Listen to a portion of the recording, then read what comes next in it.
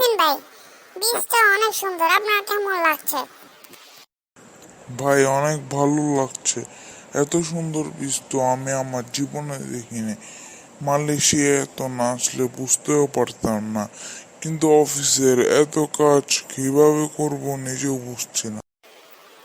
সমস্যা নেই ভাই, আমারও কাজ শুধু আপনার না। আমি তো বস ফাঁকি দিয়ে এসেছি, আপনি আর তো আমি একই অফিসেই কাজ করি।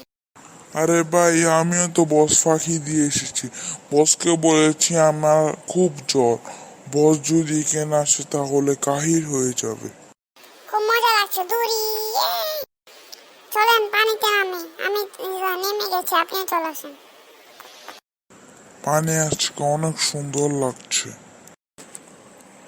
এখানে চলো বিচে ঘুরতে আসছি আমি আজকে, দেখি বিচটাকে একটু ঘুরে। এমা, রাশেদ ভাই তো চলে এসেছে, কি করব এখন? তাড়াতাড়ি ভাই, ইয়াসিন ভাই মুখ ডাকুন আপনি, যাতে তিনি না দেখতে পারেন। যদি দেখে তাহলে আমাদের চাকরি তো থাকবেই না, তারপর পরিবারের আর্থিক চাহিদায় ভুগবো। সামনে দুজন মানুষ তো আমার অফিসের এমপ্লয়ি জয় আর ইয়াসিনের মতো লাগছে না? দেখে আসি তো একটু। হেমা, আপনারা তো দেখছি ইয়াসিন আর জয় বাবু, আপনারা আজকে অফিসে আসেননি কেন? স্যার, এমনিতে একটু বেশি ঘুরতে ইচ্ছে করছিল। স্যার, আপনি তো ছুটি দিচ্ছেন না, কাজের উপর কাজ। এমনিতে স্যার, তাই আমরা একটু ঘুরতে এসেছিলাম। আপনাদের এত বড় সাহস, আপনারা কাজ না করে ঘুরতে এসেছেন?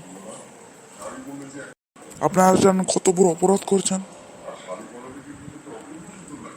তোদের আমি চাকরির থেকে পরিষ্কার করে দেব।